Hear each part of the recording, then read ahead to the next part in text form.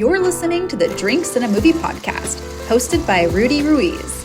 There we go, Drinks and a Movie podcast. Welcome, everybody. Thanks for tuning in. I've got a special guest today, Natasha Braier ASC, back with me for the second time on the show. Welcome back. Thanks for being here. Thank you. It's good to be back. So we're going to drink some sake. I like sake, especially when it's served at the correct temperature.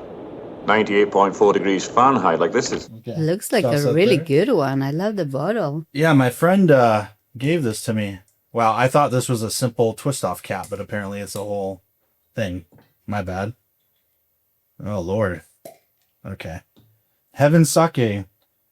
Junmai Ginjo. I'm probably pronouncing that wrong. 16% ABV. Yeah, so you're a big sake drinker? Or you said you don't really drink alcohol, Yeah, but this I mean, year... I used to drink. Thank you. I used to drink a lot of red wine when I lived in Spain. And then when I moved here, I don't know, something with the phosphates. I just couldn't do the wine anymore. And I always like sake. And so sake is the only thing I drink now. Oh, really? And then I went to Japan and they told me that they said it's very good for your liver. Really? So I was like, perfect. And, you know, I'm taking care of my liver. Yeah. Yeah, that's something I definitely need to do better. Well, See. yeah, I've had warm sake a few times before, but it's not something I typically go in for, so.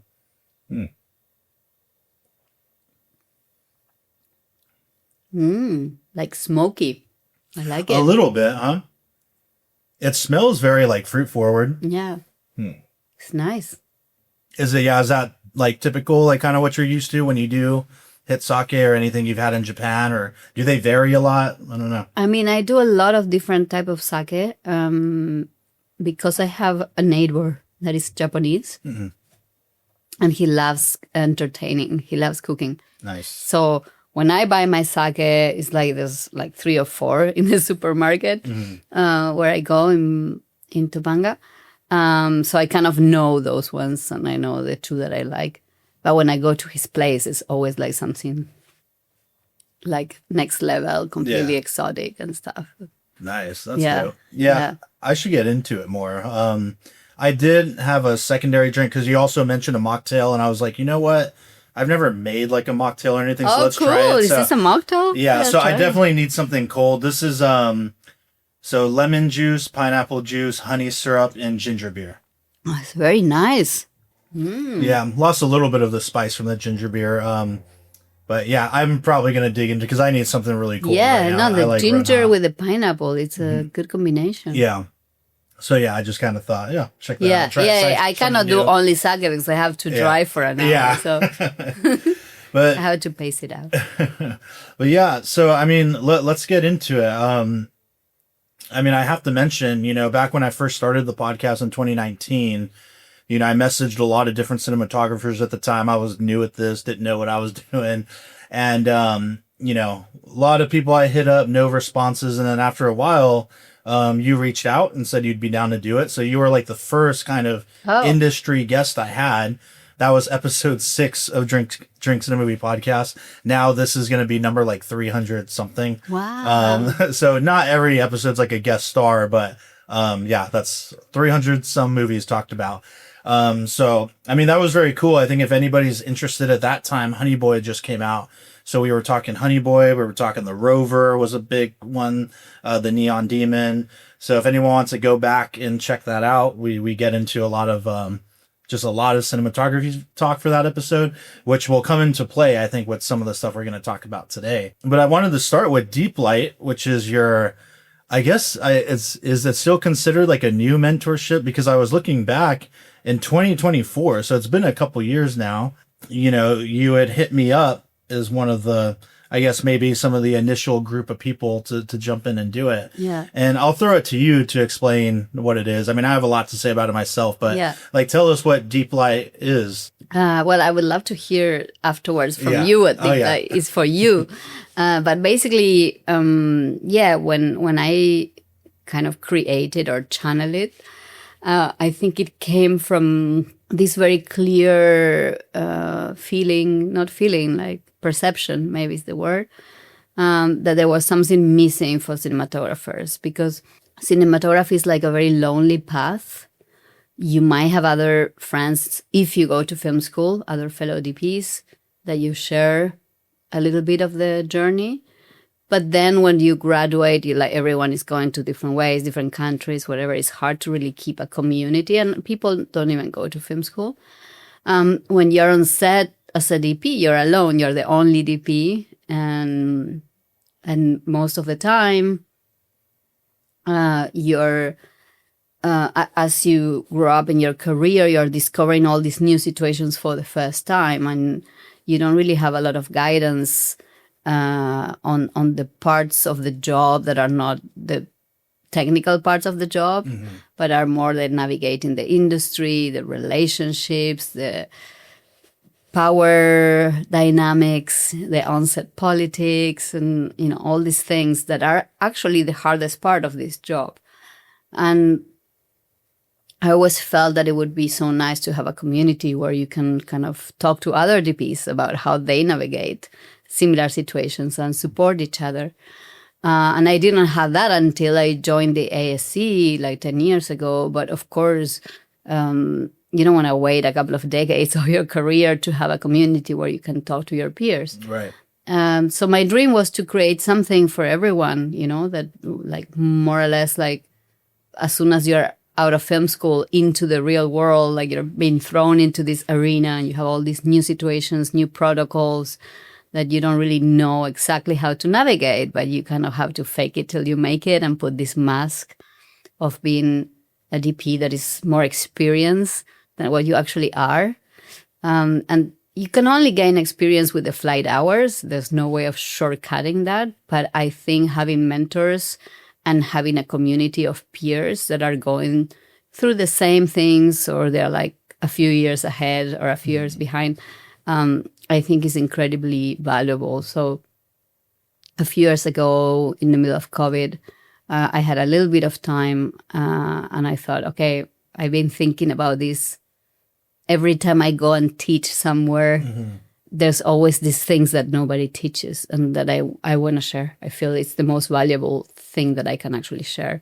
For me, Deep Light is a little bit like if I could go in the past, like Back to the Future, one of my favorite movies of all times, and give myself, like my young self, like the instruction manual, right? Right.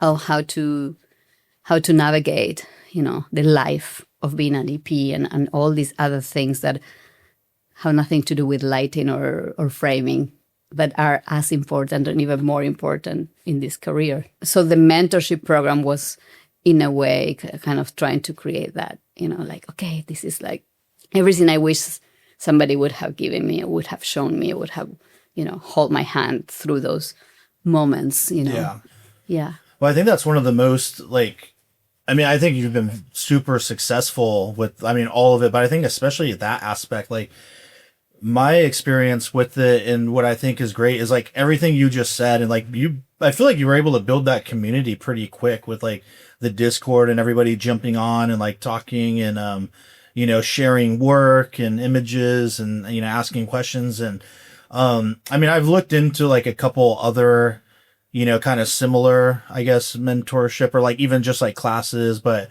I just never was able to kind of do one.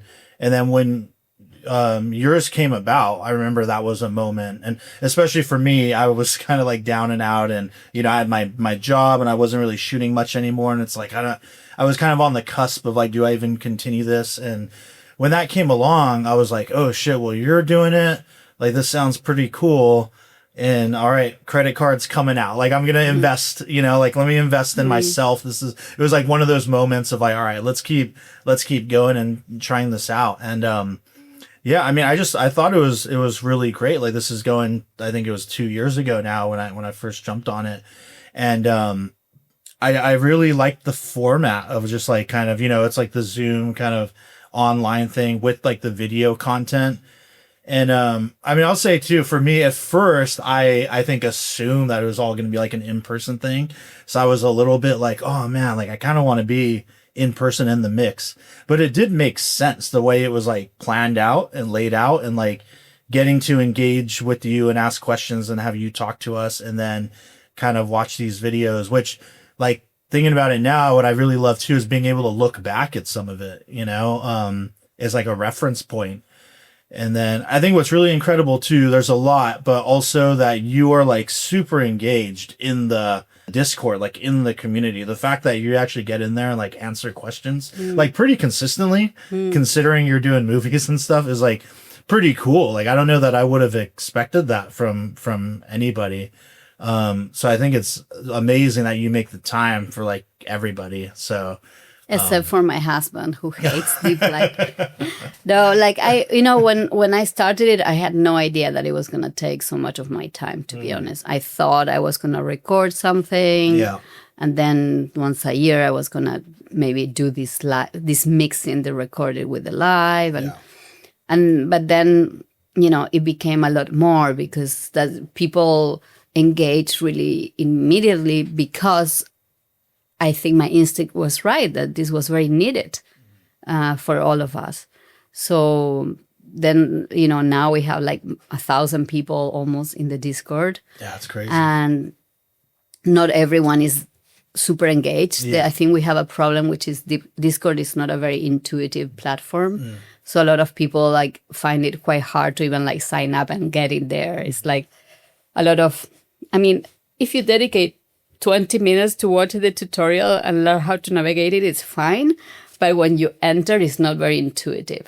Yeah. But, it's the platform we have. It's for free. We can really build like a whole forum in code. But yeah, I think it just grew because people needed something like that. People needed community and exchange and also a place where we can talk about the shit that people doesn't usually talk about. I taught in lots of different places and in all the best places out there.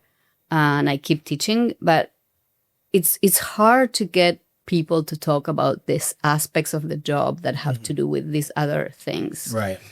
And I think a lot of environments or teachers like find it a lot easier to talk about technique and artistry, but not about the hard human politics, leadership side of the job. And I think that's where people actually need support the most, because those are the things, that are very hard to deal with. And to be honest, they're hard 20, 30 years later as well. Like I've been doing movies for 25 years now.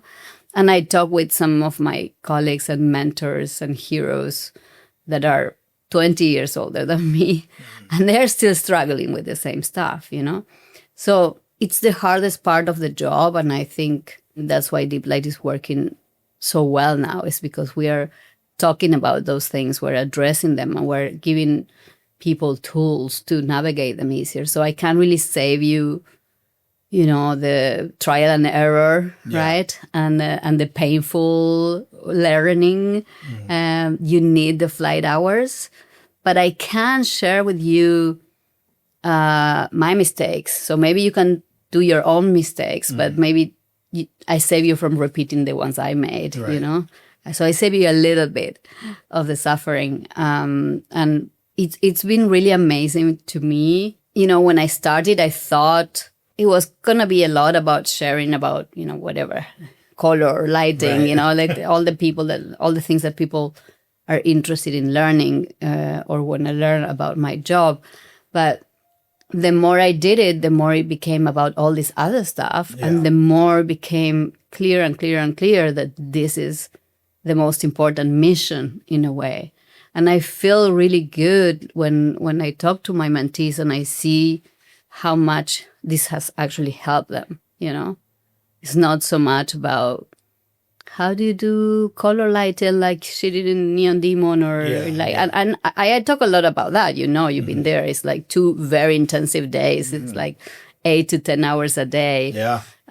So we do talk about everything. The whole structure is basically the journey from the first meeting with the first director all the way to color correction, right?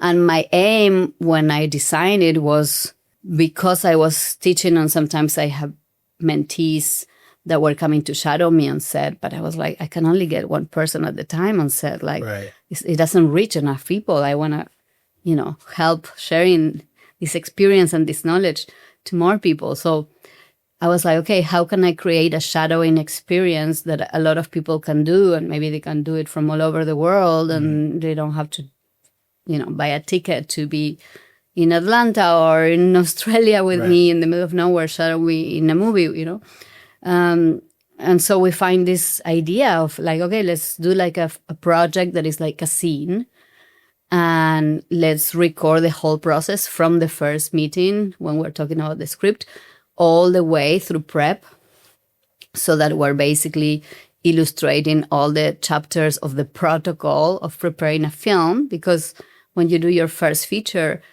there's a lot of things that are new, even if you've done 20 short films before. And that's where you're like kind of lost, and you're like, pretending that and how do I navigate this? So I wanted to give this kind of navigation map to people. This is what happens when you're doing your first films. And this is how you can navigate these stages. And these are the things that you might encounter that are tricky, that you don't know what to do. And I'm going to give you some tools. So the intensive weekend is a mix of live conversations. We have 8 hours of live conversations in Zoom, and we intercut it with 8 hours of this recorded material, which is basically a documentary, fly on the wall style, where you follow me through all this. There's like 40 chapters, so you follow me through every stage of the process. And we go from the script analysis to the LUT design, color test, lens test, director scout, tech scout, the shoot, and all of it, location meetings and everything. So I think it gives people this kind of guide on, how to navigate all these stages. And then they get all this time to ask questions and go through every possible scenario or personal situation. Sorry, I lost concentration now with the person screaming outside. Yeah. Well, I was going to say, I really appreciated that kind of, that like systematic approach from day one on. I think that like that really like resonated with me as well, because I think I definitely get maybe a little too caught up in the, I got to learn how to light better and do all that. And I love that it was so much more than that. Like, oh yeah, here's a script breakdown. And like, yeah, what does it look like when you actually talk to a director and you're looking at it together? So being able to see that all unfold, and then getting to like the actual shoot of like, here's how it's all coming together. And the color grade was cool too. And for me, I'm a very like, shot like student films or little music videos, and like I haven't been on like anything really major. So for me, it was cool to see that workflow, like what it kind of really looks like from a more professional standpoint. But it seems like it's also good for everybody, because there's a lot of people in the mentorship that are like really, we were talking about, are like really good, like really skilled people that are also taking like as much from the whole thing as I know I did, and I am currently. I was lucky enough to be on set with you fairly recently, which was pretty cool. And one thing that I really loved about it was, one, just seeing it all like happen now, like live in person, like being part of the process. And I think what I took the most from that was, it's like you and your crew, like some of the people that you're obviously worked with for a while, and then a few other mentees and myself. And it was great to see you guys like solve problems, because I think, at least for me, and I'm sure probably a lot of other people, there's kind of this assumption of like, oh, you walk in and exactly like, do that. We're doing this. We're doing this. The lantern with the muslin and the ultra bounce and this, and throw the backlight up there and turn it to 20%. But it was a lot of like still trial and error, and like, oh shit, like this shot's flat. Like, how do we fix this right now? In like the shortest amount of time possible. And there's like the dialogue back and forth. And I'm not going to lie. I was sitting there like, oh, I can't wait to see how they get out of this one, cause I know I could take a lot from that. So I thought that was really cool to see, and just kind of, I guess validating would be the word too, of like, okay, like everybody is still, everyone has different skills and experience, but there's still a level of like, you're figuring it out, like in every day is like the learning opportunity. Absolutely. I mean, that's what filmmaking is. It's just problem solving. Mm-hmm. And the bigger the budgets, the problems get bigger and the solutions have to, come anyway, right? I don't think nobody walks into set with the plan, Right. and the plan works and it's all nice. That might happen in the lighting demos that people make, but Yeah. I'm not interested in teaching that. I think there's enough resources out there I don't even like the word teach, but like to teach lighting or demonstrate lighting. And nowadays you look at all the DPs Instagrams, I mean, the student DPs and everything, and everyone can do beautiful images. It's not difficult to do beautiful images. We have phones and cameras that read very low levels of light, so you don't have to shine a 10K to things anymore. You can use natural light, you can use super diffuse light, and everyone can do something beautiful. That's not really something I'm interested in teaching, or whatever, 3-point lighting or whatever that is. I've never really figured out what that was anyway. But I think what is important is to teach or to share with people how you problem solve, how you talk to your crew, how you collaborate with your crew, with production, with your director. I think these are the things that make or break careers. I think, to be honest, a lot of people can light beautifully and can do good framing. But of course, it's like, is this beautiful light at the service of the story? Is this what the scene needs, right? Same thing with the framing. And so you can teach a little bit of that. You can share a bit of that. And I do a lot of that in the mentorship. When we're talking about all the stages of prep and collaboration and stuff, I show a lot of examples of my work and how I collaborated with others and stuff. And that's all really cool and I think really useful. But what I feel like we do beyond on the mentorship on Deep Light that I haven't seen other people doing it is going one step forward from that, and showing you how to collaborate with others, And so that's why we filmed all these things, because we couldn't do this live. It would take much longer. It would be a lot of dead moments, right? Yeah. And sometimes it's really, in some of these demos, it's not so much about what I'm lighting or how I'm lighting it. It's more like how I'm talking with the gaffer and how I'm talking with the key grip to get the best out of them, to collaborate, to be a leader where I have a clear idea, but I'm not authoritarian about it. Where I know exactly what I want, but I give them room to also create and feel they're not a robot executing. So all this kind of dance, of collaboration and power dynamics and boundaries, which is the hardest thing to learn. I'm still learning, and I put a lot of time and energy into learning this, because when I started 25 years ago as a woman, it wasn't so fashionable to be a female DP at the time. It was really treated like a handicap. And all the things that are assets now about being diverse were like, it was really, really hard back then. So from very early on, I didn't really struggle with the technical side of things. I was very technical and I love all that. And, I feel like from very early on, I was clear about who I was. I was clear about my voice. I was meeting the right filmmakers and doing the right projects.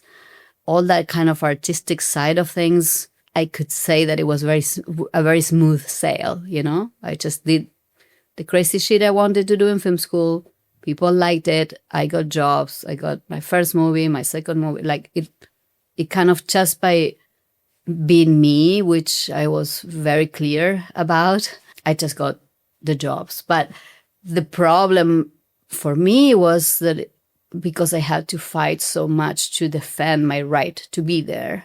So I was a woman, I was too young, I didn't speak English very well. So it was a lot of defensiveness that was needed from my part, because half of the time I was being attacked for being a woman and small and how can you carry the camera and all these things and not speaking the language well. And half of the other time I probably wasn't being attacked, but I was already like in war mode. Right. So I was probably so defensive that then I would kind of unconsciously be attacking people because I'm defending myself from them, even though they were not really attacking me. Right. So that would create them, now they have to defend themselves from me. And then we're also in kind of Yeah, that happened a lot, like stuff like that. It's crazy. Yeah, because, you know, like you at that time, you would walk into set, you would be the only woman. And, you know, most of the time people would not really listen to you. And, you know, like you would have no authority. You have to prove yourself like 10 times more. Right. So you just got used to that, you know, and then by the time you were on set with some nice people that were open-minded, you still have your armor. Yeah. Because right. you're so ready, you know, like you've been kind of punched all the time. So the hardest thing for me was all this dance, you know, with all this power dynamic, with all the male crew and, you know, how to get them to do what I wanted. And I just didn't have the tools. And I think obviously it was harder because I was a woman and I was foreign and I'm small. So everything kind of was against me. But I know that from my friends, my male friends, in film school, we were 6 people. And, you know, the guys, I know it was also hard for them when they were starting. I mean, obviously a lot easier than for me, but they were still too young. They were all like growing beards and stuff to look older, you know, to play the part. Right. Like everyone has to play the part, right? You have to like fake it till you make it. And you're not experienced. You can be because you're young, you're starting, but you have to look and play the part and being more experienced at what you actually are. So yeah, it's hard times for everyone, I think. And even today where, you know, being diverse is an asset now, suddenly, it's currency. Right. But it's still hard, you know, when you're starting and when you're 20 years in and when you're 30 years in, it doesn't get much easier. You get more tools. It's as hard, but you have more experience and more tools. So I think with the mentorship, I was just really trying to see how can I help the most. And it was very clear to me, like, my life would have been a lot easier if I would have gotten help with these issues. And I was like, this is where I can really help. Because all this stuff that took me many years to learn, and I had to go and, you know, do like courses and read books, you know, on psychology and human behavior and energetics and, you know, biology even, you know. Right. Just to learn and to acquire more tools to be a female leader in a male world and all these things. I thought, well, if I can share all this with people and I can save them 10 years of pain, that's probably the most valuable contribution I can make as a teacher, as a mentor. So we talk about a lot of things on Deep Light and in the mentorship because it's a very, very intense weekend and then it continues with our relationship. So we go through all these other things as well. You know, we go through lighting, we go through lenses, through every stage of the process of preparing a film, collaboration. Like we touch all these things, but it's in a way, I think the most valuable thing for everyone, as I get the feedback, is all these conversations that we have about the shit that nobody else talks about. Yeah. You know, because there's a real need for that. Yeah. It's a really real hunger for that. So I embrace it, and I know that it's very valuable, and I love to share it, and I love to hear the stories afterwards where people come to me and say how life-changing it was to do the mentorship and to get access to this knowledge or whatever you want to call it, experience or whatever, and to have the possibility to talk very specifically about their specific case and get a specific answer, you know, which is valuable for everyone because, you know, you could think like, well, you know, who wants to hear about what Rudy just happen to have a problem with the producer now. But actually, even if we if you come to me with a question in the mentorship, or when we continue being in touch throughout the year in other Q&As or on Discord, I'm going to take the time to answer you deeply. That's what I call deep light. And to share everything I can. And some things will be off the record and we don't record it and it's okay. But that's never a wasted time for everyone else that is in the call, because sooner or later they're going to go through a similar situation. And then this is like the equivalent of having the experience, Now it's like, oh, this happened to Rudy and this is what Natasha told him and this is what he did. And then, so it's kind of like group therapy in a way, which is very needed. So why not? Yeah. No, that's one aspect of it I really like is, having those every several months, like another kind of Q&A meeting. And it's always interesting to, like you said, even when there's stuff that, doesn't directly in the moment apply to me, like specifically, it's always, I just love listening to everybody talk about it. And it was very clear from the beginning and even moving forward that I love how, like, is candid the right word? Like, just how kind of direct you are and, like, kind of no holds barred when it comes to talking about that stuff. And that it does get deep. Like, every time, and, like, some of those conversations go on for a while. And I'm just like, man, I just love listening to this. And I really like that. It's like, there's few places you can go where, at least for me, where I feel like I can walk away and be like, man, that's a real one. Like Natasha's like a real one. Like you're just telling the real shit. And yeah, to your point, it's like you don't get that anywhere else, at least as far as I've seen. It's like I feel like unless you happen to know somebody personally that's going to share that. And the fact that there's like, a big group of us that are from all these different countries and states and places and cities and spots in our careers that are kind of all in this together. Like it really is like that great kind of community atmosphere. And I love that stuff. Like I like when it kind of goes, I don't want to say off the rails necessarily, but I mean, you know what I mean? It's like you go in, like you said, you get into some deep stuff and it's just very real, like no bullshit. It's all good. Yeah, no just bullshit. All the real Argentinian style. Yeah. And every time we do this catch up every 3 months, Zoom calls with everyone, they go like for 4 hours. I mean, I only finish when there's no more questions, but they're intense and there's always new things that are happening to everyone and new things to talk about. And I love it. I just wish I had something like that when I was coming up. It would have really helped me to see that I'm not alone, that it's not only happening to me, and to get some tools. Well, okay, great. It's happening to all of you as well, but like, how the fuck do I navigate this, right? Yeah.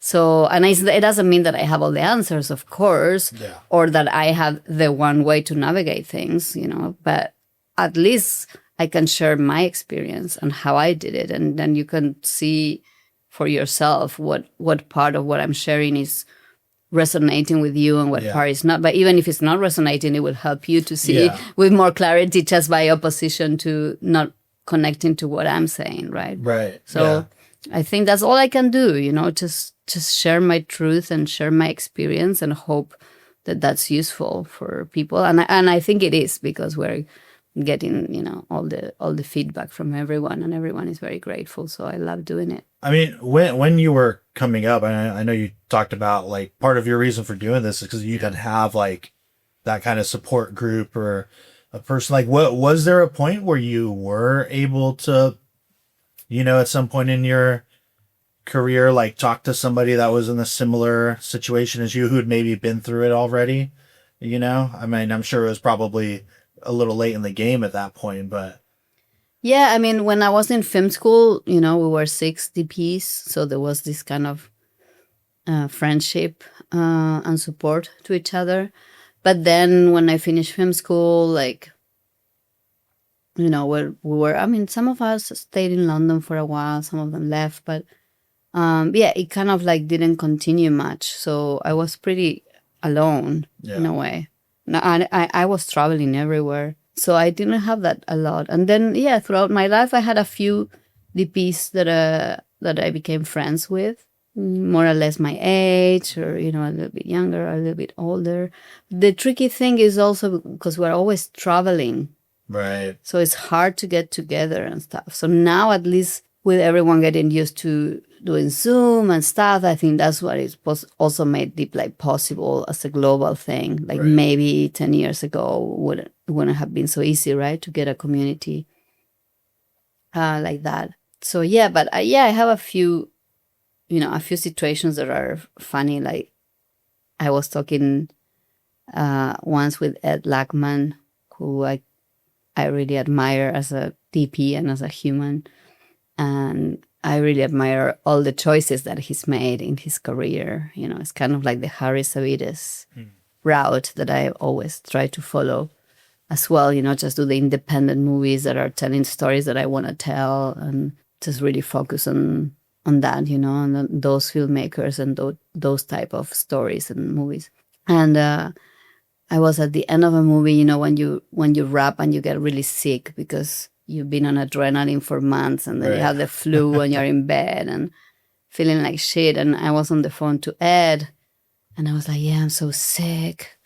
I've been in bed for 3 days with this cold. And I was like, maybe I wonder if we get this cold just, because you always get sick right after a movie. And I wonder if it's because of all the pressure, not just the adrenaline, but I was telling man, I love my work, and at the end I love the movie, but when I'm on set, most of the time I'm suffering a lot for one thing or the other. Even if I'm enjoying the creative process, it's always like you're running against time, no money, you have to Right. negotiate all these things. And I was like, now that I think about it, Ed, I think I only had like 2 movies in my life where I really enjoy every day of the process, like on set. And I cannot say that I was suffering. Like I was really happy at work every day, having a great time. And he was like, 2? Yeah. You had 2? That's very lucky. And I was like, oh shit. Just I had this realization, like, okay, like if 2 is a lot for Ed, Yeah. then we're fried. Like, like there's no hope. Yeah. So yeah, it's just, I don't know, it's just so many things when you're shooting that even though you love your work and you love the creative process and all of that stuff, there's always so much pressure and no time, no money, and dealing with all these things that you have to negotiate with a lot of people. So it's, But you're coming back for more.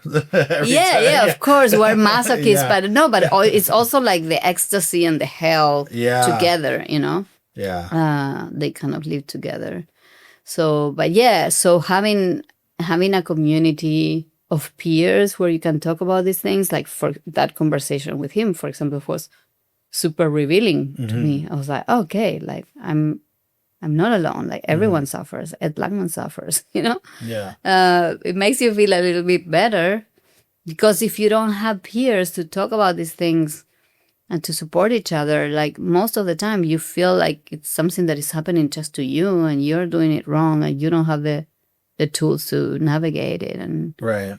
just being able to talk with others is already half of the battle. Yeah. It's got to be hard to like relate to people that aren't in that world, because it's so different from like a typical job. There's like kind of the joke of like, hey, you're joining the circus kind of thing. And it really, like can be that way. I have a whole other like side of my life with stuff that I do.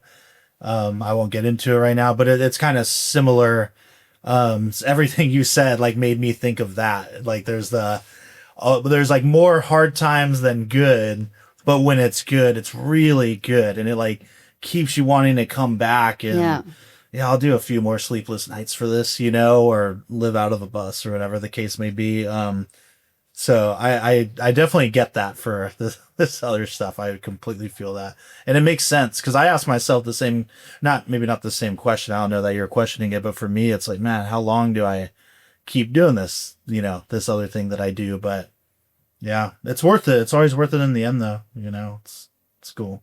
Yeah, you have to love it. It's not an easy walk in the park. Yeah. It's much more than a job. It's just a life choice, and it permeates everything. Takes so much of your time. So if you love it, you're gonna be doing it forever, and if not, it's gonna eject you very easily if it's not for you, because just the hours, right? Yeah. I'd be curious to hear. I mean, is there anything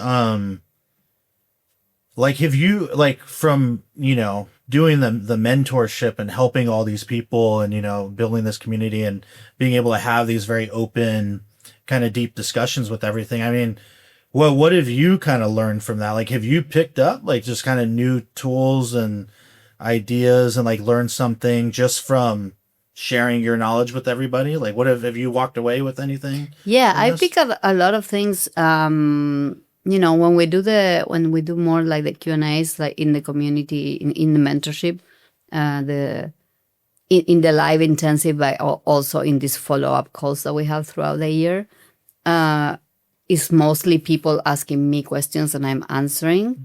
So in that sense, what I learned that sometimes I have to rethink about something that I haven't thought for a while. And it's kind of, as you're giving advice to others, I'm projecting that in my current situation. Sometimes I have a similar situation. So it's like a good kind of wake up call to me to make sure I'm walking my talk. Right. But what I learned the most is from the community members in the Discord, when people are supporting each other. And, I try to look at it, every week I'm there taking a look, if there's questions for me, answering and stuff, participating. And, sometimes there's a whole conversation that I wasn't part of and I'm reading and, like somebody had some issue with whatever, getting paid or some delicate conversation to have with the producers or whatever. And people are giving different advice or talking about their experience and how they handle this, how they handle that. And many times I find things that are super valuable, because we're all different human beings with a different life experience, and we already have different tools because of the way that we were educated, right? You might come from a family that was very good at communication. And so you're going to be good at relationships and communication, dialogue, boundaries, all these things. Or you might come from a family that was quite crap at that. So already as an adult, you're going to be dealing with a lot of issues because you didn't have those ways of communicating, right? So you're more stuck in how you collaborate with others and how you do conflict resolution and all these things. So just hearing from a lot of different people and a lot of different perspectives gives you all these different sets of tools that every individual has built with the resources they had available. It's fascinating. Yeah. No, I figured because there's so much going on there that I imagine you must have picked up, some things. Or like you said, I like that, when you gotta check yourself on, am I living my own advice that I'm giving? So that's got to be really beneficial, to you as well, I imagine. Yeah, no, I love it. And just helping people out. It's funny because my parents are both Freudian shrinks. And a lot of people have said that in a way, the mentorship at Deep Light, there's an aspect of it that really feels like therapy or like group therapy. And I'm like, oh my God, I'm like, I end up being my parents. But I think it is, it's funny coming from Argentina also, that is a country with a lot of therapy. I really believe that therapy or these kind of group therapies or spaces for us to really reflect on who we are as artists and humans, and therefore how do we relate to other people's, who are we in our relationship skills on set. It is so important because you can be a great cinematographer, you can be great at lighting, great at framing, a great storyteller, you can be empathic and really tell, amazing stories with images, not just beautiful images, but amazing storytelling. You can be a great cinematographer in terms of the craft, right? And the work and the art. But if you're not good at dealing with people, you're not going to go very far, you know? People hire you. The people that hire you usually cannot really distinguish very finely between great cinematography and good cinematography. Like, what they can distinguish is personality. They can distinguish this person is problematic, it's not problematic. This person is a problem solver, it's not a problem solver. This person has good energy every morning. I like to come to set because there's a good vibe. Why is this a good vibe? Right? Is Rudy bringing a good vibe or a shitty vibe to set, you know? This people is a good collaborator with the other heads of the department. This person is like a good leader. He keeps all the crew on, well, like 14 hours and people are getting a shitty rate. Everyone is excited about what we're doing and enthusiastic. So all these qualities are what make or break your success in your career. You have to be all those things. And the only way to be all those things, when you start your life as a cinematographer, you're very young, you're usually in your mid-20s, 30s, you still don't even know who the fuck you are as a person. Right. Let alone having the self-awareness of like stepping out and looking at yourself and seeing how you are on set and how do you relate to other people's, how you lead, how you negotiate, how you collaborate. Let alone step even further and see how people see you doing all of that. How are you being perceived? And the only thing that makes a difference in your career is how you are being perceived at doing all these things.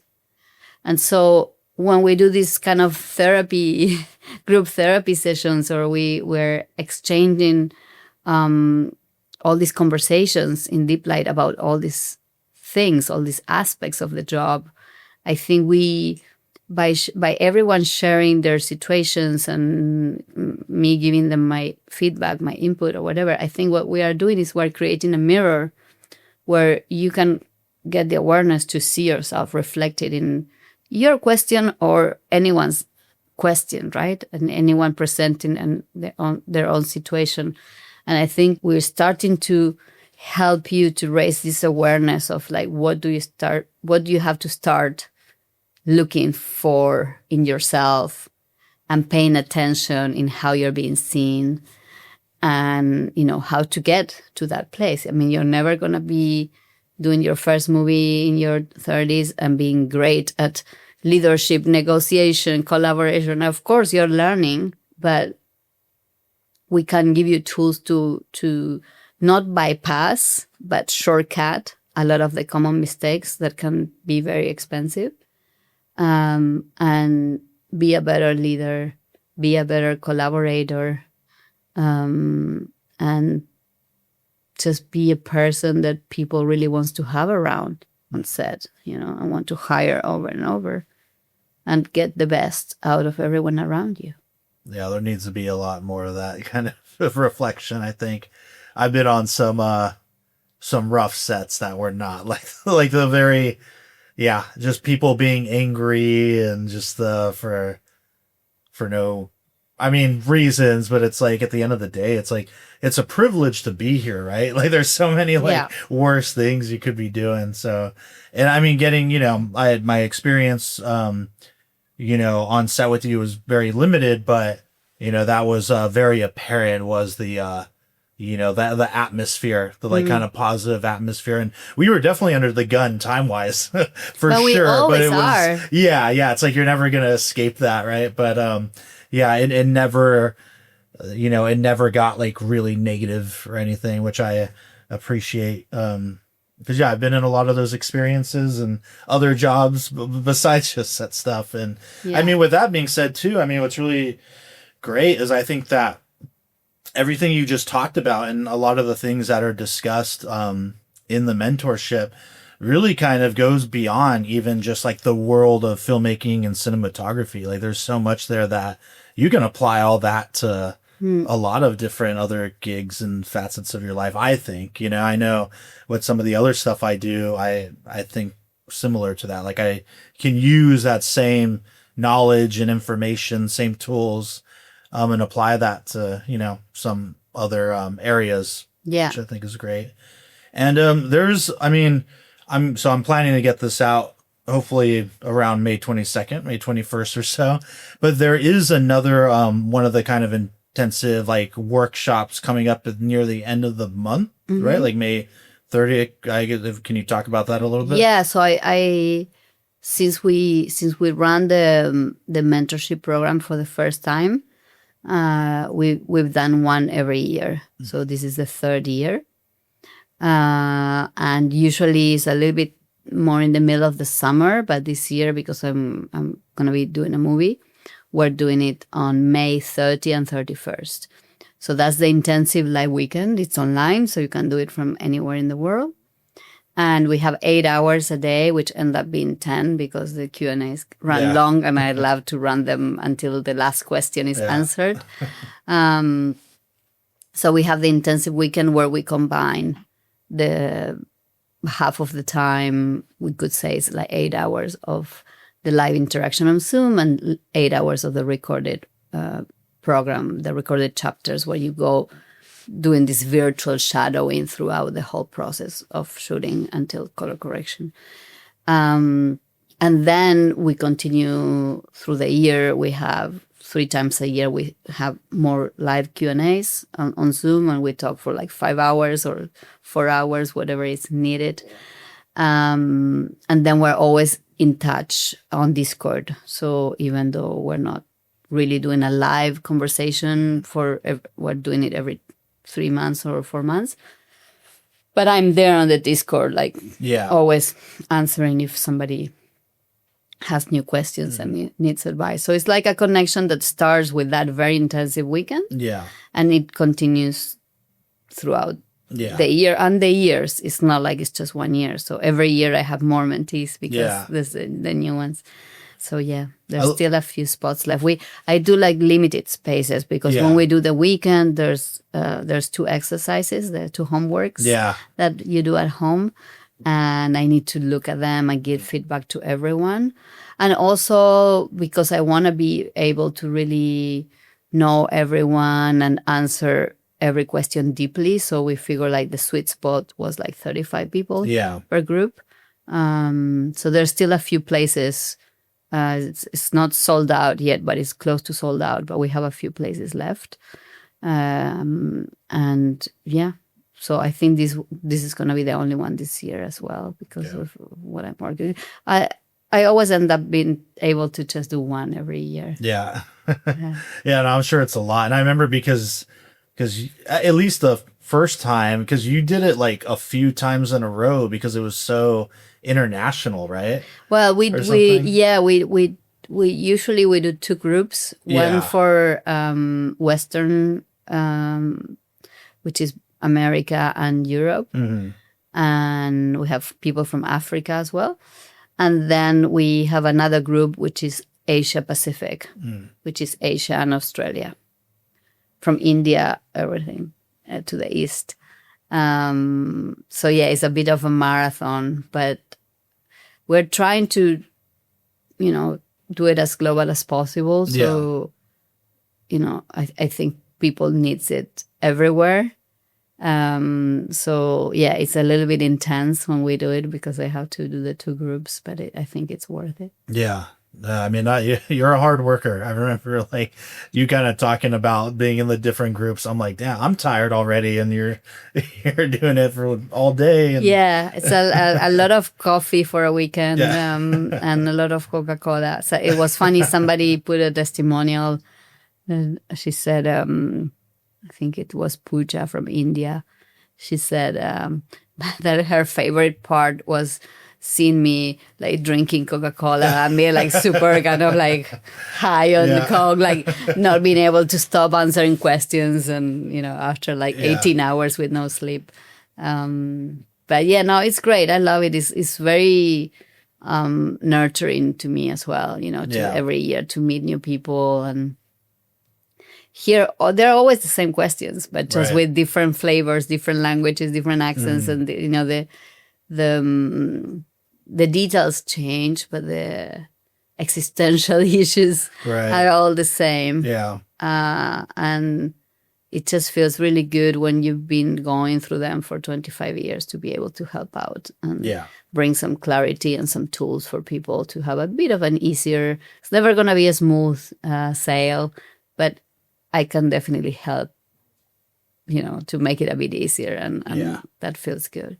Yeah, no, it's awesome. I think if there's anybody that happens to be listening to this and you're on the fence, hopefully this got you off the fence and into it, because it's well worth it. I mean, you said it all already, and it's it's really great. And again, just the fact that it's like ongoing with the community too, I think is really great. It's not just come in for the weekend and that's that, like that's a wrap, you're done and good luck. And also it's not only with me, because I feel like people learn a lot from each other, and there's also a lot of friendships that I'm being formed.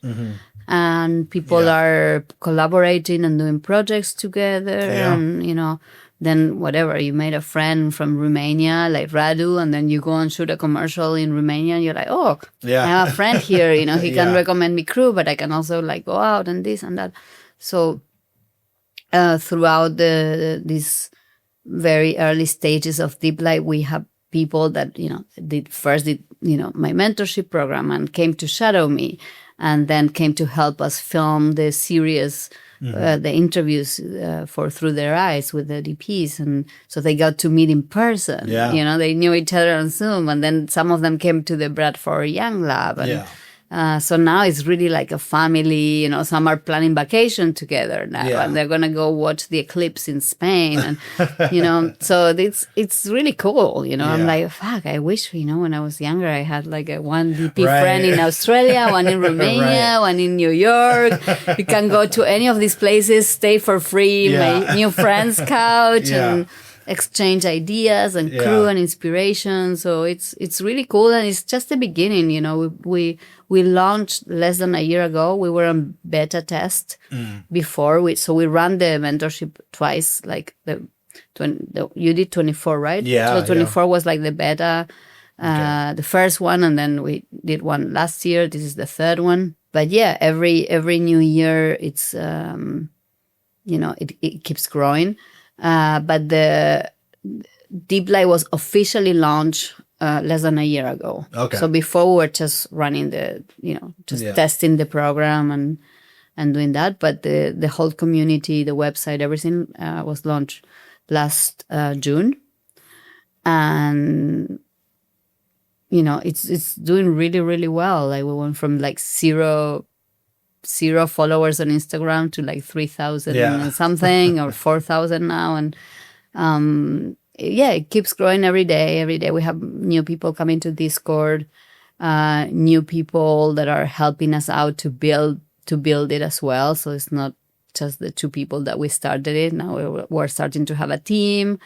And a lot of people just want to be part and want to help because they appreciate the value of having community, and they understand we can only build a community if we all, come and help build it, right? So everyone is like, okay, I can do this, I can do that. And everyone is starting to bring their brick. And it's just really nice to see how it's finally happening, something that it was just an idea and a dream is actually happening because people are like, great, let's build this. Yeah.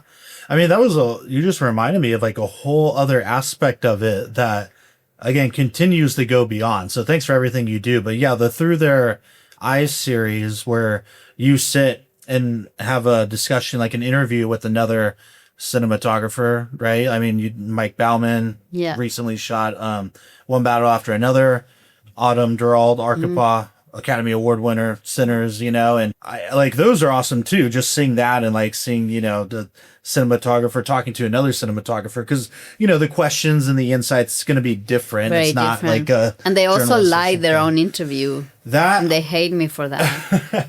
I love that so much. I like that is the most brilliant thing. I mean, I'm sure, it probably sucks for them a little bit, but having them come in and do it is just so cool. And I think by the time you publish this podcast, we will have already released the third one, which is Lord Crawley, who won the Academy Award last year with The Brutalist. And we had a great interview with him.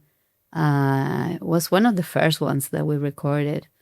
And it's very candid, it's very honest. Yeah. Talks a lot about the beginnings and getting new opportunities, when you're starting to grow up in your career, and every opportunity is like a new challenge and something that you haven't experienced before, but you have to pretend that you know and give the reassurance and like imposter syndrome. And we talk about relationships with directors and, how do you do when like you can't do a project, or you don't want to do a project that you don't resonate, but you don't want to lose the director, and really real shit that I haven't seen people talking about. Like I might have talked with some DP friends in private, over some glasses of wine, but not at this level. He was super open and very real. So that's a really. I mean, they're all great. I'm just talking about LOLs because it's the one that is coming out now. But no, they're really cool to hear from, and like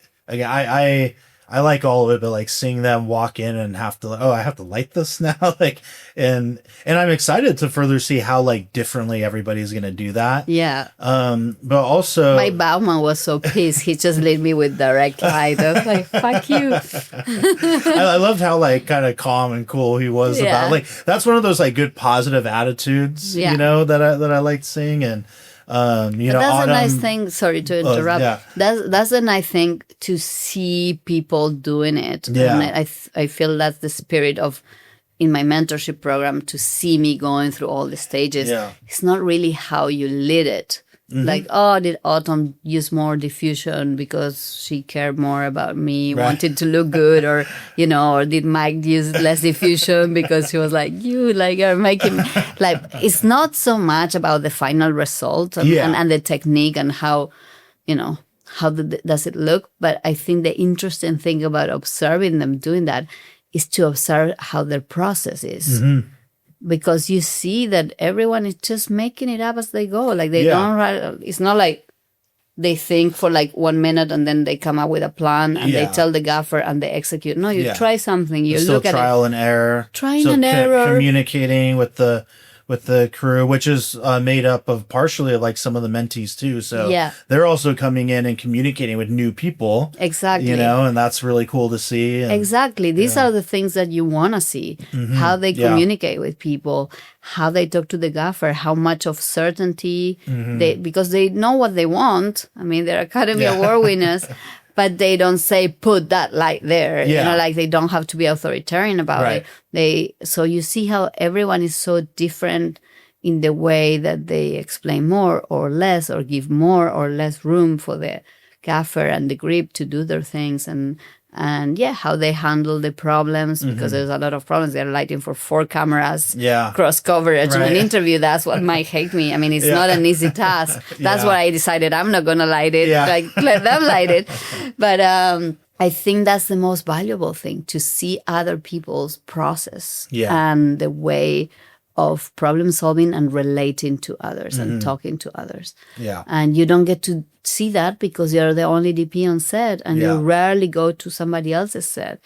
So that's kind of like a big part of the spirit of Deep Light. And that's why you get this kind of virtual shadowing me in the mentorship, just to mostly see this aspect of things. Yeah, you see me lighting and stuff, but it's not like a Hollywood, big budget lighting. It's just an excuse so that you can see how I talk to the gaffer, how I talk to the grip, how do I talk to the camera guys, and how do I problem solve something that is quite, a simple setup. I didn't have millions of dollars to shoot it. It's not like masterclass. But it's actually focused on something that I don't think you have access to anywhere else. Yeah. And I think is the most valuable thing. Yeah. So that's the spirit of the mentorship, and is the spirit in through their eyes in this kind of first part where we get the DPs to light their own interviews, just see how they think how they process, how they talk to people. And to me, it's been fascinating to do this because I get to see them like I've never saw them on set. Right. Yeah. And so I love that, I just love how everyone is so different. Yeah. It's crazy.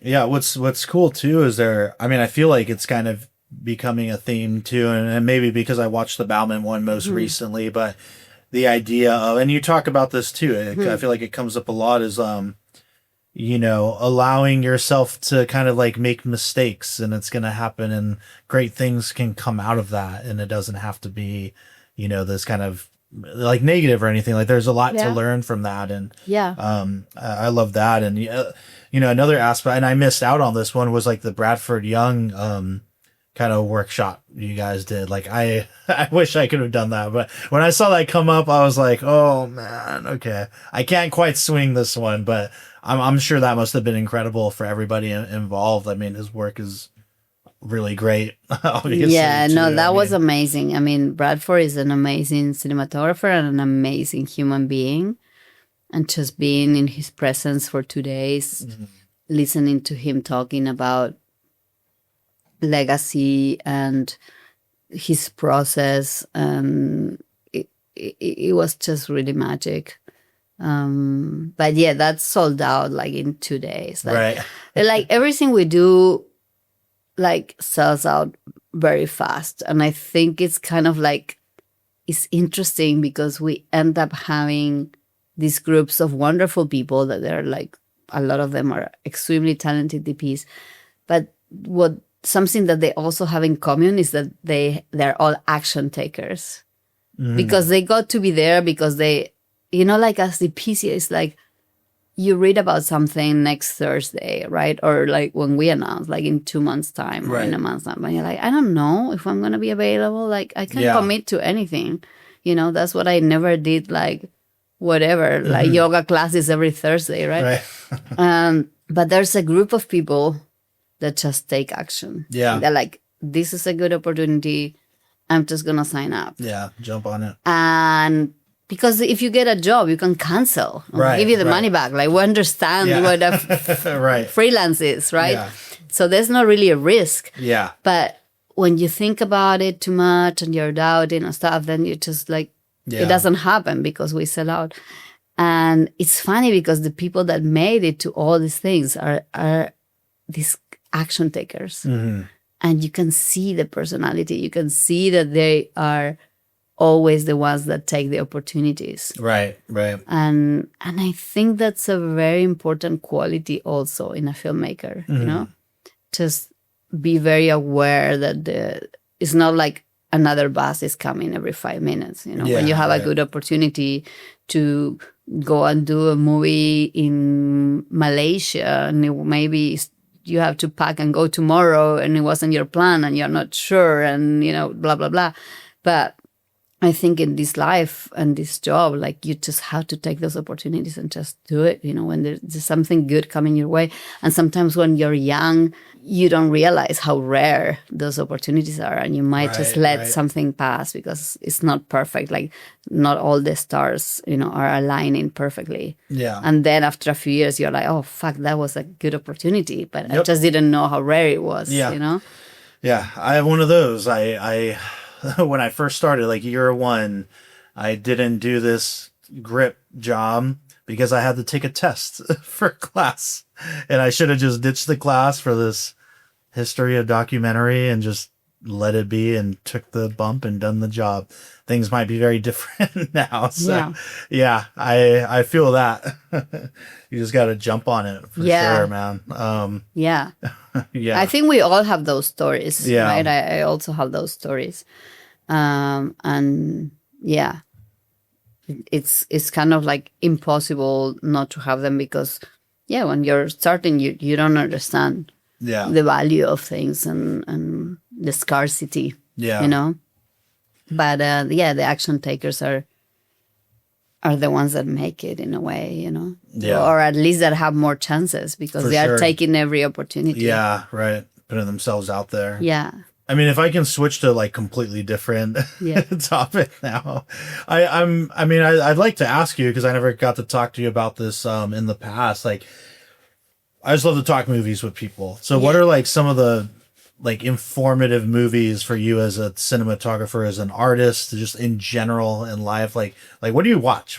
What's your poison? Well, nowadays I watch a lot less what I used to. Yeah. Because to be honest, a lot of my free time goes to deep light. Yeah. It's a lot of work to build something from scratch, a lot more work than what I thought it was going to be. If I knew it, I would probably not have done it. Yeah. Because it has taken most of my free time, which is not a lot. Almost no time for my personal life. Yeah. But now that we're, kind of like giving birth to the creature and stuff, it's like you just have to keep going. I can't just give up. So I have to give it all my time and energy, for another year until we can like start hiring more people and all of that.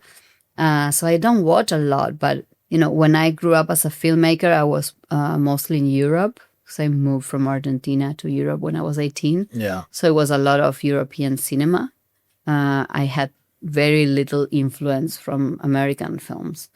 Some indie films from the 90s were quite strong for me. Yeah. But it was mostly European influence. So I was like obsessed with Tarkovsky, with Fassbinder, Antonioni, Herzog.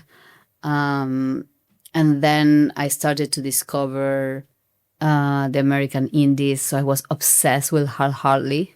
Okay. He was my god. Okay. For the first 4 movies or 5 movies in the 90s. And Gus Van Sant, and a bit of Jim Jarmusch. Wim Wenders was very big as well.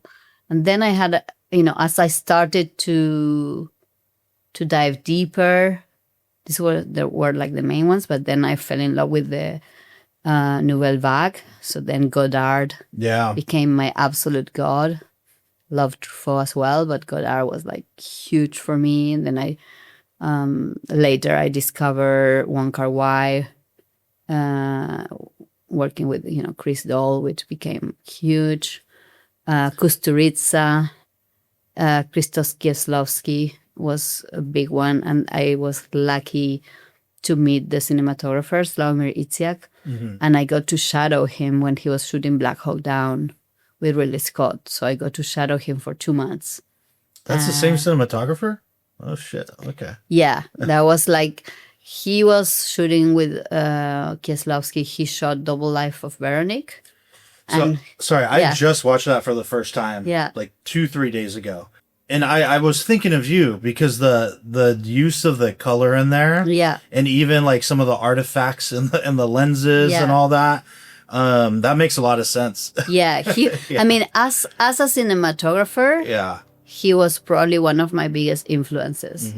And I was lucky to work with him, and I went to shadow, and then they invited me to stay and do one of the cameras. They had like a digital unit that was doing kind of CNN type footage because the CNN was covering the Somalian conflict. So they wanted to experiment and see if they want to cut that together. Well, they never cut it. Yeah. They cut 1 second of my night vision camera, but there was like 3 people for the whole movie. We were doing the digital unit and they didn't use anything. But for me, like, I was getting paid to be in the best school in the world with my favorite DP. So it was like an amazing experience. Yeah. But yeah, his work in Double Life of Veronique and Short Film About Killing, one of the Decalogue pieces, and then 3 Colors Blue. That's my favorite of the 3. Yeah, it's amazing. Yeah. So he was my biggest influence as a DP. And then I was also really into Shaniv Scoffier, who shot with Leo Carax, The Night is Young. And also Leo Carac's first movie, which was called Boy Meets Girl. And The Lovers of Pont Neuf. And he also shot Gamo. And unfortunately, he died very young, in his 50s. But he was really amazing. He was like a poet as well. So I think maybe Slawomir and him and Chris Doyle were probably the strongest influences when I was starting. Yeah. Yeah. Now that Chris Doyle, Wong Kar-wai era is just that's like a match made in heaven. Yeah. You know, kind of duo right there. Like just that whole, like there was a period in my life where I'm like, that is for me, like it just like the handheld and the colors and the leaning into just kind of what the environment's giving you. So it has this like kind of dirty look, but also very beautiful, and just like, what a hell of a team. Yeah, it was very liberating. It was a Yeah. little bit like poetry, Yeah. jazz, very inspiring. Very inspiring. Yeah. Yeah. Tarkovsky, I'm going to ask you, like, this is an out there question, but his movie, I've seen maybe 5 of his films. Mirror, of what I've seen, Mirror is my fucking favorite. That movie is incredible. Mine too. Like, there's just so much texture and everything, like the different, like the black and white, the sepia, and it's not like, it's such a work of art.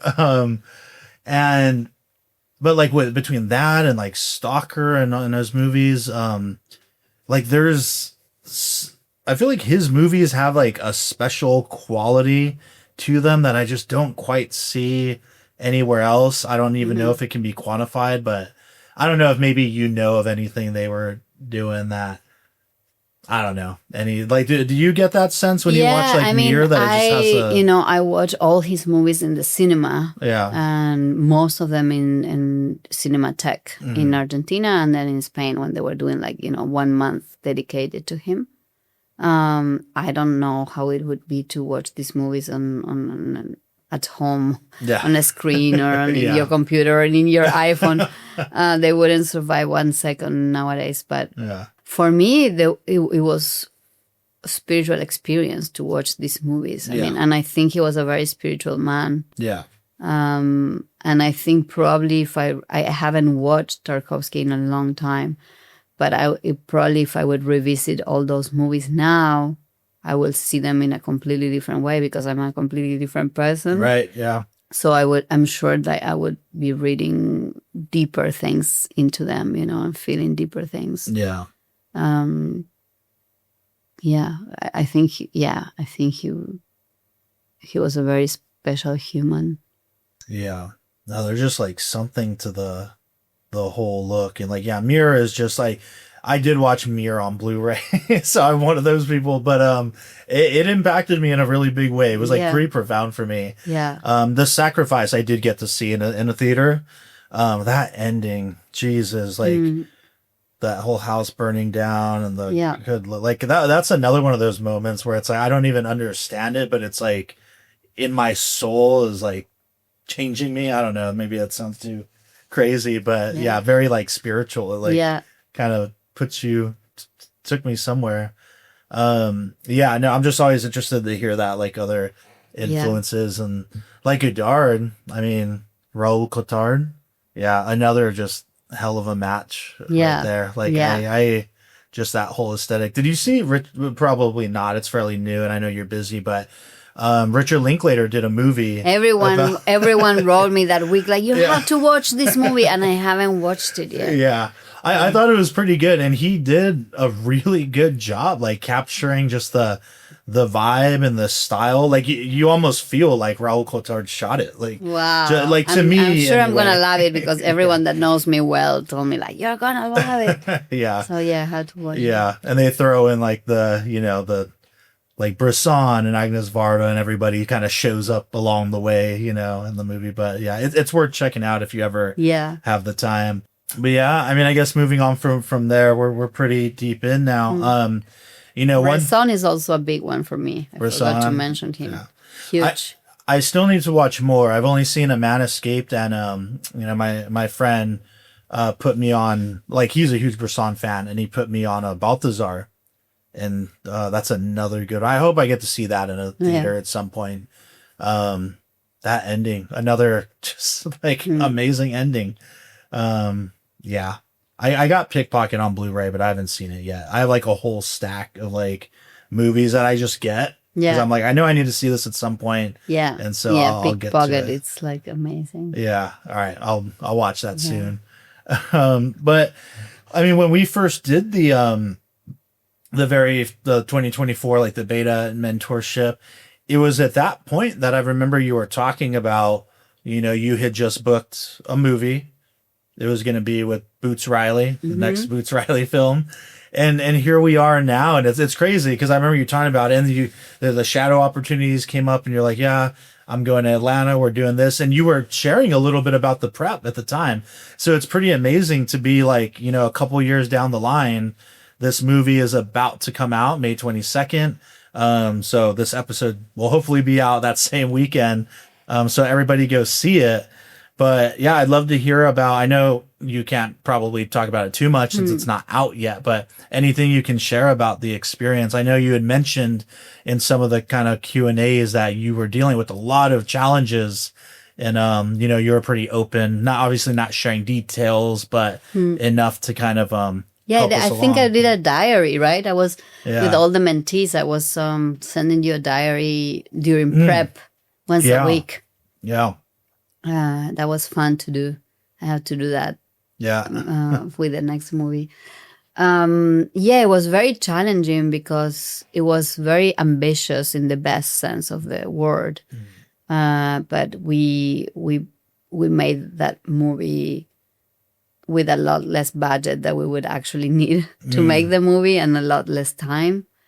But Boots, this was all the movie we could get to make the movie at that time. It was already a miracle to get the money to make that movie.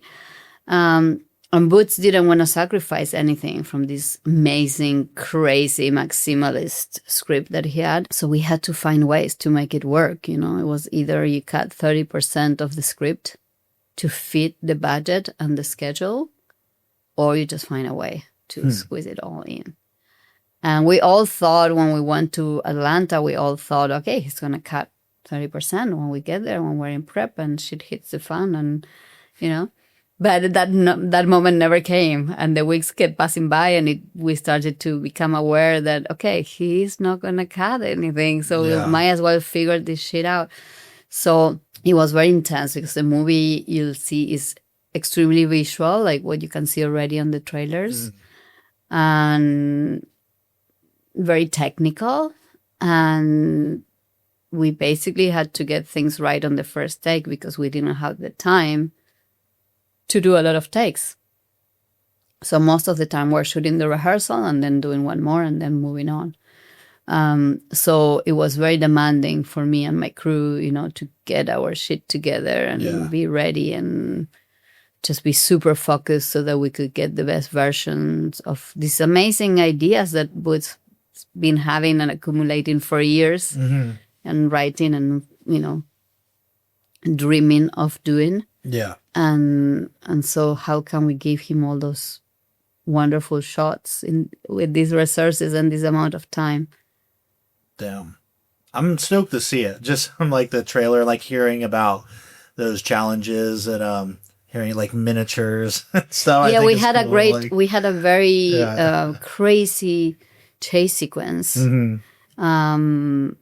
Basically, I remember reading the script for the first time, and you read this chase sequence, and you're like, "This is like a James movie, a James Bond movie, a chase sequence. Like, there's no way we're gonna do this in like a $14 million movie." At the time, it was I think 14, and we ended up being a bit more. But like, I think maybe it's 20 now. But I was like, "How are we gonna do this? Like, is he gonna cut it? Like, this is impossible."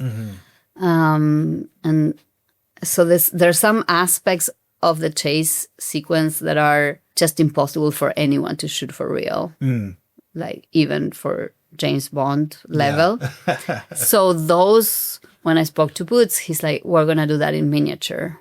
I was like, "Okay, then now I get it." And then you can do it's like animation. You can, I mean, not whatever you want. You still have some laws of physics, but you can play more and go more to this kind of comic book aesthetic that he loves. But there was still like a lot of the rest of the chase that was, you know, in the nights in San Francisco with crazy vehicles up and down and stuff. And that I was like, I don't know how we're going to do that with it. You know, we had like 2 days in the schedule to do this that is like needs 2 weeks. Yeah.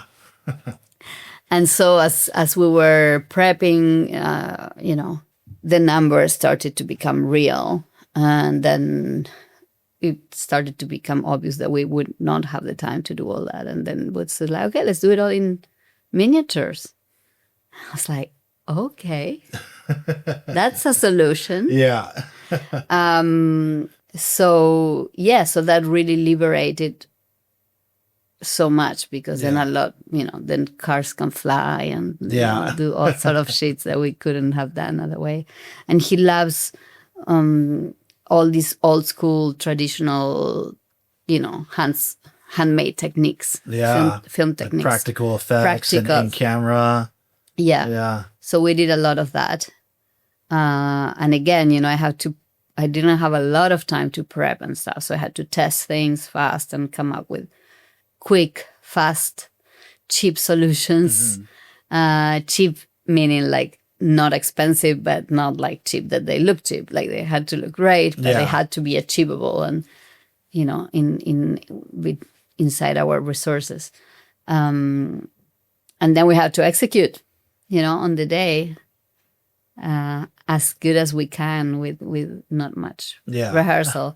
And so it was a great challenge because it's all very demanding, but it's at the service of a really good story. And I think a conversation that really needs to happen at this point of humanity.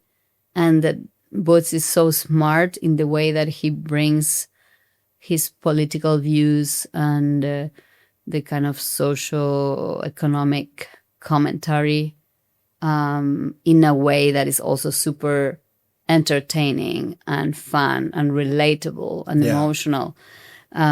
So instead of just talking about ideas and concepts and philosophies, you're just talking about characters that are like you, and you are connecting with them. And so through them and through the empathy that you have with them, then you understand these concepts and you hopefully take some part on it, take some, find where you are inside those concepts and take some action, So it was very important for me to be the right hand that the cinematographer is for a director in a project like this, and really, bring my skills at the service of an artist like Boots that is talking about these things, and telling this story. And so everything that was very challenging and ambitious about it had a really good cause. Yeah.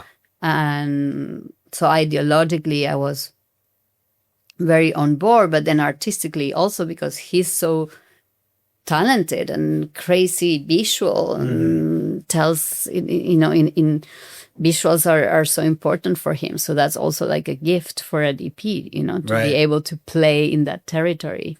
And he gave me the room to take his ideas, to as crazy as I could in my world. And we all kind of nurture each other, Yeah, I don't know if you can even give any details on this, but I'd be curious, like, what that kind of looks like when he comes to you with an idea and it's something kind of nuts and like, all right, take this and run with it. Like, and then like where you go from there. I guess maybe we have to wait for the movie to. I don't know if I can say specific examples without giving spoilers, because I don't want to spoil. Like the trailer is a crazy kind of display of color, and it explains you a little bit what the plot is about, but it's nothing more than the tip of the iceberg. There's a lot of crazy shit that happens in the movie that is not even in the trailer at all. There's a lot of great surprises, and I think that's really cool when you go to watch a movie that is one of those movies like this one that blows your fucking mind, and you didn't know anything about it. And the more we start all talking about it, you're gonna see. So then you're I don't want to spoil it. I'm looking. We can do another one after you've seen the movie. A special one. I'll be in Kentucky the weekend it comes out, so I'm hoping. And I know near where I'm staying there is a cinema not too far away, so I'm hoping they have it because it's kind of a small. Well, we're going on. I think it's 250,000. Is that possible? Okay, so it's like a lot big, of. He said the number yesterday at the premiere, and it was like a lot of screens. Nice. Okay. I mean, I don't think it's 250,000. That's a lot of screen. That's like for the, but it's getting a pretty big release. I don't remember how many zeros it was, but maybe it's 2,500. Yeah. That must be 2,500. But it was like everyone was like, "Whoa!" Yeah, it's like a big number. So hopefully, it will be everywhere.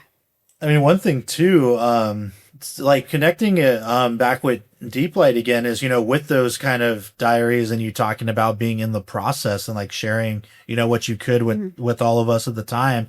I remember, and maybe I'm making up the details here and I don't quite remember, but what I thought was like kind of interesting is that there is like a lens testing kind of segment in the video content, right? And then if I remember correctly, you were talking to us about in one of the kind of Zoom sessions about, because of the budget, and I didn't even really think about this, like how you had to reconsider the lenses you use because maybe it was like there wasn't enough money for like, enough lighting or something. And you're like, this lens needs to be like, looks best at like a T4, but I can't have that now. So I have to get the other one that can open up another stop. Like it's something along those lines. And I know that it seems you do this a lot and you did it for this one to have like kind of, like modified lenses for it. If you can share anything about that.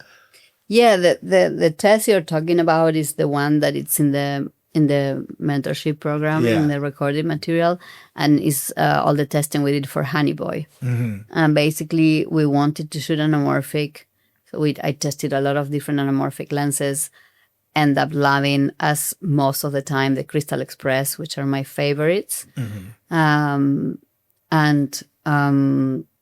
you have to shoot them at 4 because if you go more wide open, it's very soft on the eyes. Like I use them in Neon Demon as well, and some scenes I had to go wider because I didn't have enough light, and then I had to go on the DI and make kind of like goggles for the eyes and put the sharpness so that you feel there's something in focus. So for Honey Boy, we had a lot of scenes that were exterior night, and it was very low budget movie. It was like 3.5 million in LA, which is like nothing. Right. 17 days shoot. So I was like, I'm not gonna have the money to light for 4 in the exterior nights. I need something that is wide open. But I wanted to shoot anamorphic as well. So what we tested, we decided to use anamorphic for all the present, which was Lucas Hedges being an adult Shia LaBeouf. It was a lot of daylight, more available light in the rehab place. So the anamorphic was going to really help us with the digital.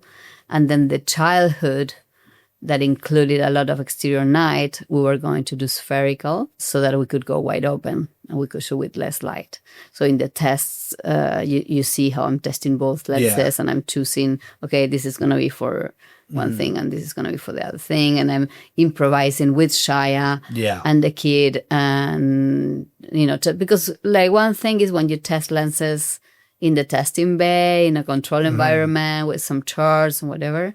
And then one thing is the reality of this movie, So for me, and this is, we show this in the mentorship, I do the test. Yeah.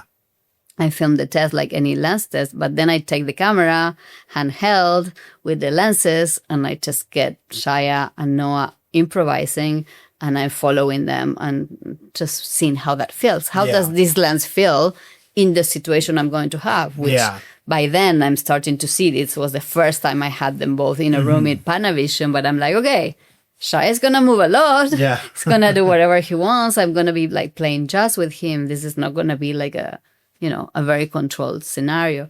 And so I was playing with them and I was just like following my instinct as they improvise. And sometimes I wanted to get really close to the kid. And then as I was like doing my Chris Doyle kind of handheld dancing, I couldn't get focus with the anamorphic because I'm too close. So from that field test, I like to call it field test. So I do my lens test, at Panavision or whatever is the rental house, with the charts and everything. And then I take it to the field to test it for real before. And so in the field test, it was clear, like, okay, the anamorphic for Shia and the kid is probably not going to work, not just because of the lighting, but because I cannot get close and Right. go from a two shot improvising with two people to the emotion of the kid. Right. And I needed that. So we were like, okay, we'll do a spherical for the childhood. And then what happened was when we started shooting the movie, we started shooting with Lucas first, and we shot like a whole week maybe of the present, right? The stuff with Lucas and rehab on anamorphic. And then when we start shooting the past with the kid, like the first day that we had to shoot that, and I changed the lenses to spherical, we had gotten used to Right. a week of anamorphic. And when we put the spherical, I was like, and then I put the anamorphic, and I showed to Alma, and she was like, I like that better. I'm like, me too. And like, should we just fuck it? Should we just do the whole thing in anamorphic? And I'll cross that bridge when I get there, when I have the problem. And so we went to talk to the producers, and we said, like, we really love the anamorphic a lot more. So, we're going to return a set of lenses. So, by then Panavision was giving us everything, like, so discounted that it didn't make a difference. But we're like, okay, we're going to return some lenses, but maybe one day on week 3, when we're shooting exterior night, we are going to ask you to run a few more lights because we're not going to have the stop. Mm-hmm. I said, I'm going to do my best to light it with the minimum stuff, but I think I'm going to need. And they supported us, so we returned the sphericals, and we did the whole movie with anamorphic. And in some moment, I mean, of course, we had to compromise. Sometimes we couldn't get so close, but the lenses look so beautiful. Right. So when I did boosters, we also wanted anamorphic. Mm-hmm. Boots really wanted this experience of, the big screen, the big cinema screen. And we shot digital, and I love anamorphic, but especially if I'm shooting digital, I feel like the anamorphic really helps to make it feel more analog, you know? But we needed the close focus. This was really important for Boots to be able to come here as well. And I knew I was not going to get that with the Crystal Express. So I talked to Dan Sasaki about building me a special set of lenses. And I told him I want them to feel like the Crystal Express. I want the skins to be porcelain, like in Honey Boy, like in Neon Demon. I want this kind of old movie feeling that these lenses have in the way they refract the highlights. But I need to be able to shoot wide open. I'm going to also be shooting a lot of nights, and I can fuck around here, like it's big streets and big chase sequences and stuff. And I also need the close focus. And so he took some lenses from the 1950s, some B series, mixed them with some old stuff that he had from like Pat Cassidy and like old movies that were like sitting in drawers, collecting dust. Yeah. And basically I was like, the more fucked up you can do it, the better, when I was looking, Boots was showing me like some art house movies, from exotic countries from the 50s as well. And we were looking at Kusturica, who is like a big, So, Boots is a big fan of Kusturica, and I am too. Mm-hmm. And so we're looking at some of his movies, and just like movies from the 80s and 90s, like shot on film, like shitty kind of process and dirty and cheaper lenses, and they have texture, they're alive, they're rough, they're not clean. And so we wanted all that stuff. So because we're departing from a sensor, Alexa 35 sensor, you need the lenses to do a lot of the heavy lifting to contaminate. So I'm contaminating with sending flares to the lens, and painting on the filter, making it a bit more dirty on the edges. Flashing. Like I build all these type of devices all the time to dirty up the digital.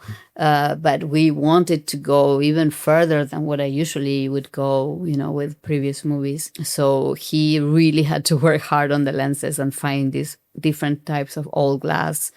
And I asked him to fuck around with the astigmatism and with the distortions on the edges and the flares and all sort of things. And he even built me like a small kind of plate of, we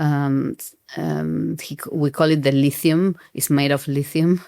And it looks like a kind of ground glass, but it's very transparent that you put between the lens and the sensor. And it creates this amazing refraction on the highlights that makes the skins like this kind of like black and white 1930s look. Okay. On top of making the lenses softer and stuff, but to get even more this effect that you do have in the Crystal Express, but you pay the high price of not close focus and stuff. So we worked, for a month, like back and forwards, trying different things, and usually just me saying, add more of that. Right. I like it more, but give me more distortion, more this, more that. And Boots came a couple of times to Panavision to be part of that process. And then we also experimented with building some specific gadgets for some specific in-camera effects that you see in the movie.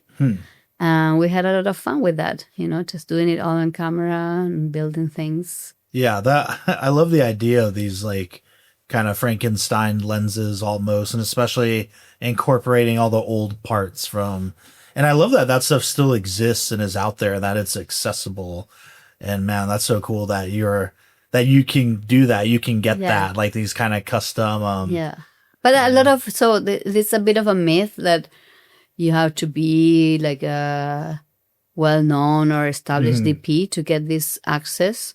It's actually not the case. Everyone can go to Panavision and you can talk with Dan Sasaki. And he's a busy man and he's always doing a lot of stuff. But, if they're doing your projects and you're interested in doing something to the lenses and you have enough time you cannot show like at Panavision and say, I need these lenses to be custom made by next week, Right. Of course, but you normally go like, when you get the movie before you're starting prep and you're like, in 2 months, I'm going to start prep, but I want to start prepping. And you kind of do it a little bit in your free time before official prep starts.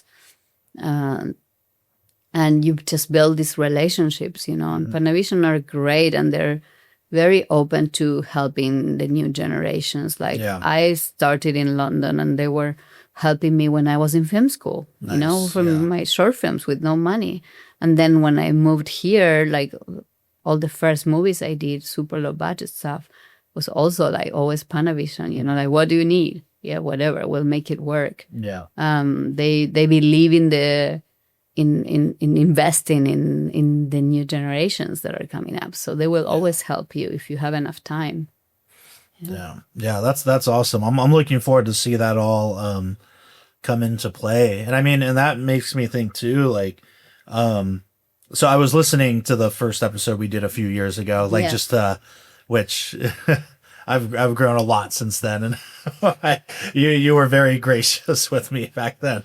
But what was kind of cool was like going back to that, and I remember, and you dropped so much knowledge in that episode. So if anyone hasn't heard that, go back, like deep dive into Drinks in a Movie podcast, like, cause there we got a little more technical than we did today. So if anyone does want to hear more about that, then jump in. But you're talking about Honey Boy and like doing a lot of the dimmer stuff and your kind of custom softbox on the matte box and like lighting with all the practicals and the lights built into production design. And, you talked about how like, I think moving forward, this is the way to do it with actors, to give them the space to create and try to be as like in their way as little as possible in terms of like grip and all that. And I had one experience, with you recently where at Panavision, where I got to see that in action, which was like really cool. Like, oh yeah, we're doing all the LED and there's the dimmer and I'm manning the dimmer at one point. And, I saw like the custom. I just left. I was like, okay, really, I have to be on camera now. Like you do it. So it was really cool to see like, oh yeah, this is all the stuff. And of course in that video you were like demoing how you handle filters and all that. But so I imagine how I'm assuming that's only one little sample I got, but that in your projects since Honey Boy, is that's become kind of the standard of everything is kind of for the most part on the wireless and you're still creating that environment? I mean, that was very new at the time. Yeah. Yeah. And Honey Boy was like perfect timing. Yeah. And we were lucky to just be able to access that technology on a small budget movie. Now it became standard for everyone. So Right. now everyone does that, and everyone is tweaking during the shot. Yeah. And like, I think our life got a lot better, Yeah. because you can basically keep lighting as they rehearse, as they do in the first take, and nobody knows that you're still changing things subtly.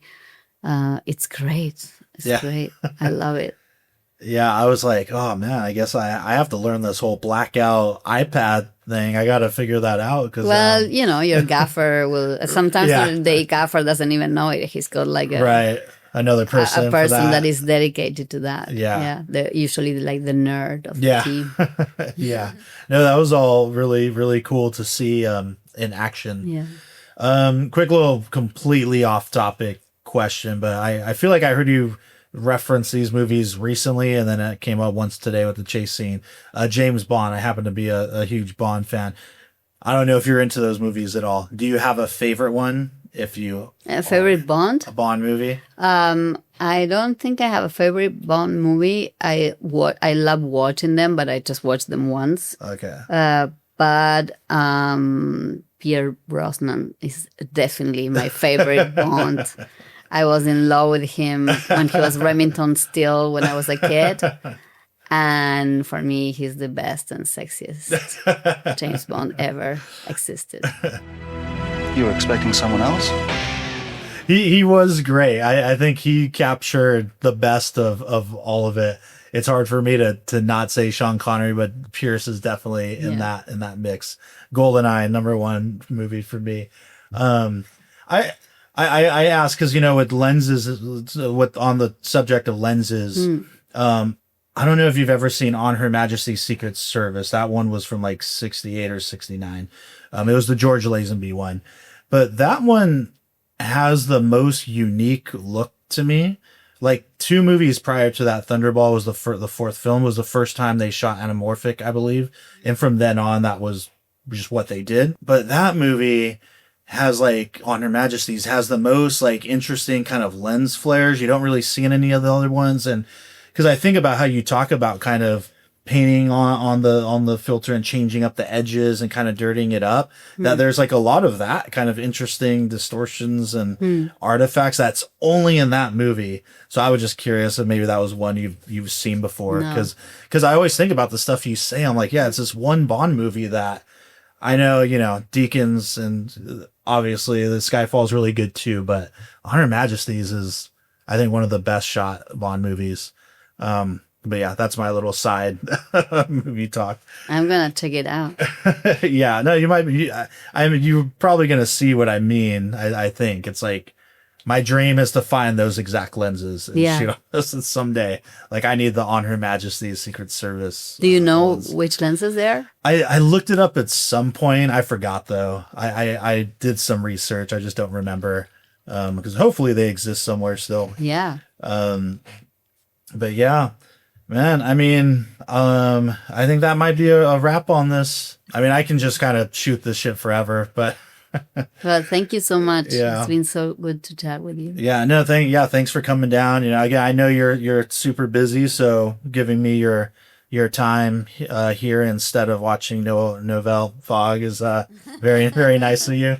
And yeah, I mean, I'll make sure I put up like the website and all this stuff for Deep Light. Again, I think if there's anybody that's listening to this, that if you're hearing about it for the first time, check it out on Instagram, go to the website. I'll have everything on the video. Link will be in the show notes. Check it all out and go see I Love Boosters in theaters May 22nd. Yeah. Right. Not to lecture, but I think it's important to see movies on the big screen, especially with the effort you guys put in and what you're talking about. I think that's it's meant for that experience. This movie is especially like it's a lot. You have to see it in the big screen. Yeah. No, I'm excited for it. And we're going to, with all the Deep Light community, we're gonna all go to the cinema in Burbank, AMC in Burbank on the 22nd.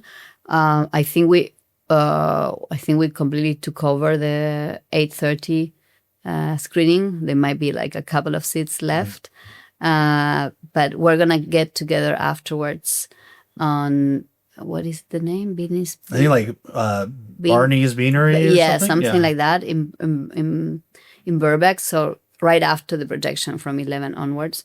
So everyone is welcome to just come and hang and ask questions and stuff. It might be a surprise guest, but I can't promise you. I'll be there. Yeah, I'm bummed I'm missing it. I was like, of all the weekends. Yeah, but it's okay. There'll be someday. But that's cool. I hope you guys have fun. I'm sure it's going to be a great time.